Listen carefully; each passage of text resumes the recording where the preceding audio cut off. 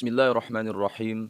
Alhamdulillahilladzi an'amana bi ni'matil imani wal Islam wa nusalli wa nusallimu ala khairil anam Sayyidina Muhammad wa ala alihi washabbihi ajma'in amma ba'du. Asabigus semua. Ada beberapa pihak yang memiliki pemikiran berlawanan dengan Hujjatul Islam Al-Imam Al-Ghazali. Mereka menyimpulkan bahwa kajian Imam Al-Ghazali terhadap Sahih Al-Bukhari dan Sahih Muslim menjelang wafat menunjukkan bahwa beliau sebelumnya jauh dari sunnah dan di akhir hayat beliau telah kembali kepada sunnah. Asabiku semua, cara berpikir seperti ini tidak bisa dibenarkan. Ya, apakah jika seseorang di akhir hayatnya banyak mengkaji hadis, otomatis ia sebelumnya jauh dari hadis, atau membenci hadis, atau belum mengkaji hadis? Belum tentu. Banyak orang yang membaca hadis di akhir hayatnya, dan sebelumnya juga mempelajari hadis dan mengamalkan serta mengajarkannya. Demikian pula Imam Al-Ghazali ini. Azabiku semua, Imam Al-Ghazali sebelumnya sudah menyimak Sahih Al-Bukhari dan lainnya. Ya. Kajian Imam Al-Ghazali terhadap Sahih Al-Bukhari di akhir hayat beliau sama sekali tidak menunjukkan bahwa beliau sebelumnya jauh dari sunnah. Ya. Karena beliau sudah akrab dengan sunnah sejak beliau mencari ilmu. Ya, ada beberapa keterangan ya para hufaz dan ulama mengenai hal ini. Salah satu contohnya yang pertama Imam Al-Hafiz Abdul Ghafir Al-Farisi mengatakan di akhir hayat beliau menyambut hadis Al-Mustafa sallallahu alaihi wasallam dan duduk bersama para ahlinya serta menelaah As-Sahihain Bukhari dan Muslim yang mana keduanya As-Sahihain merupakan hujjah Islam. Seandainya beliau masih hidup, maka benar-benar melampaui semuanya dari disiplin ilmu tersebut, itu hadis, dengan waktu yang cukup singkat. Beliau meluangkan waktu untuk memperolehnya. Kemudian, Al-Imam Syekh Abdul Ghafir Al-Farisi melanjutkan, tidak diragukan lagi bahwa beliau telah menyimak hadis di waktu-waktu sebelumnya. Dan beliau menyibukkan diri dengan menyimaknya di akhir hayat, walau tidak sebagai perawi. Namun hal itu tidak membahayakan terhadap apa yang beliau tinggalkan dari buku-buku yang ditulis dalam masalah usul, furu', dan seluruh varian atau karya yang tiada henti-hentinya disebut. Dan ditetapkan oleh mereka yang telah menelaah bahwa tidak ada yang meninggalkan karya yang sebanding dengannya. Lihat dalam kitab Tabaqat Asy-Syafi'iyah Al-Kubra.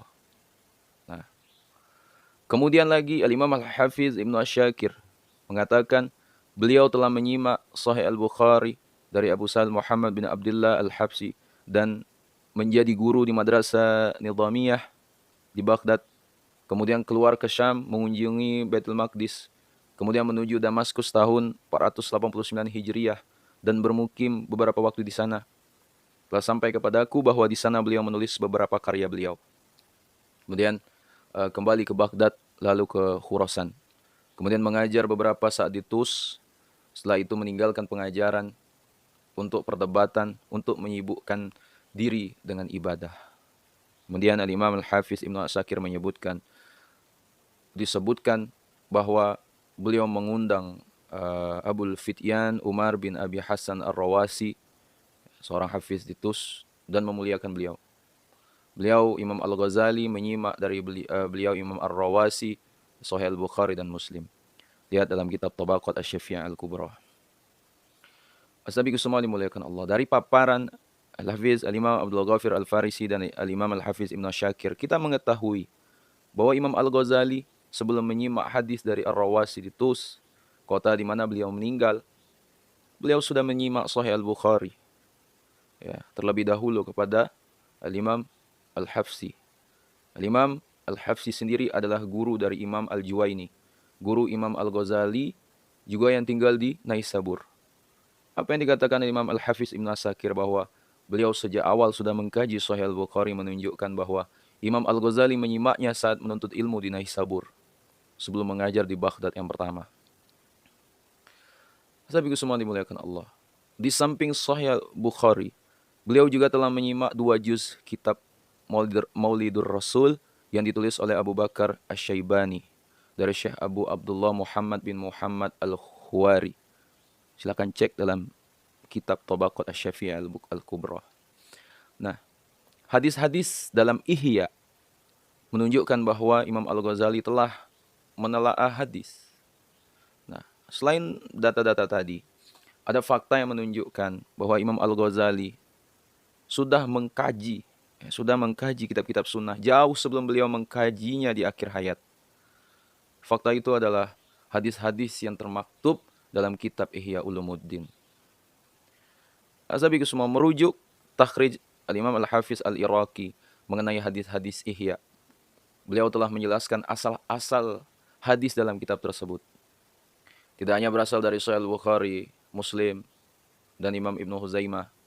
Hadis-hadis lainnya juga dikeluarkan Ashab As-Sunan dalam At-Tirmizi, An-Nasa'i, Abu Daud, dan Imam Ibnu Majah, dan kitab-kitab hadis lainnya seperti Musnad Ahmad, Firdaus, atau Su'ab, Al-Imam Al-Baihaqi, Al-Marasil, Ibnu Abi Dunya, dan lain-lain. Lihat takhrij Ihya di Hamishi Ihya Ulumuddin cetakan Dar Sya'ab Kairo. Sabiku semua, tentu Imam Al-Ghazali tidak akan mampu mengetengahkan hadis-hadis dari berbagai sumber itu ya untuk dijadikan hujah kecuali setelah beliau menelaah hadis itu terlebih dahulu dari berbagai kitab dan sumber. Ya, Ihya sendiri telah beliau tulis sebelum kembali ke Baghdad untuk kedua kalinya. Ya, yakni ketika berada di Syam. Dan saat beliau tiba di Baghdad, beliau telah mengajarkan Ihya di sana. Baca kitab Tabaqat Asy-Syafi'iyah Al-Kubra. Nah, baru setelah itu beliau ke Khurasan, lalu kembali ke kampung halaman beliau di Tus dan mendirikan madrasah di samping rumah beliau dan mengajar di sekolah tersebut. Ya, di saat mendekati wafat, ya, beliau menyimak Sahih Al-Bukhari dan Muslim dari Ar-Rawasi ya, dan wafat pada tahun 505 Hijriah. Nah, Bukhari, Muslim tidak cukup untuk menjadikan seorang memperoleh gelar Al-Hujjah. Azabi ke semua, argumen lain yang memperkuat bahwa Imam Al-Ghazali telah mengkaji hadis tidak hanya ketika beliau hendak wafat saja adalah gelar beliau Al-Hujjah. Jika gelar Al-Hujjah adalah orang yang menguasai mayoritas sunnah dan tidak luput darinya kecuali sedikit, ya, sesuai dengan keterangan Al-Alamah Imam Syekh An-Nawawi Al-Bantani saat mensyarah maksud kata Hujjatul Islam yang terdapat di matan Bidayah Al-Hidayah karya Imam Al-Ghazali. Ya, lihat Maraqi Al-Ubudiyah halaman 2. Maka tidak mungkin Imam Al-Ghazali memperoleh gelar itu dengan hanya menyimak As-Sahihain di akhir hayat beliau. Nah, azabiku semua dimuliakan Allah. Walhasil menyimpulkan Imam Al-Ghazali jauh dari sunnah ya, hanya karena beliau menyimak As-Sahihain di akhir hidup beliau, itu merupakan argumen yang amat lemah. Karena sesuai dengan fakta dan data sejarah, beliau jauh-jauh sebelumnya sudah akrab dengan sunnah. Ya. Saya pikir semua bagaimana Imam Al-Ghazali dikatakan jauh dari sunnah. Sedangkan Imam Al-Hafiz Ibnu Najjar sendiri itu menyebut beliau sebagai imam fuqaha yang menjelaskan keburukan ahlul bid'ah dan bangkit membela sunnah. Ya, lihat dalam Tabaqat Asy-Syafi'iyah Al-Kubra. Dan saya pikir semua dimuliakan Allah Subhanahu wa taala. Mungkin itulah yang dapat saya sampaikan. Semoga menambah referensi keilmuan kita. Ya, segera video ini bermanfaat. Jangan lupa share pada orang kita cintai. Dan juga jangan lupa share ke akun media sosial kalian yang lainnya agar jauh lebih bermanfaat lagi. Wallahu a'lam. Assalamualaikum warahmatullahi wabarakatuh.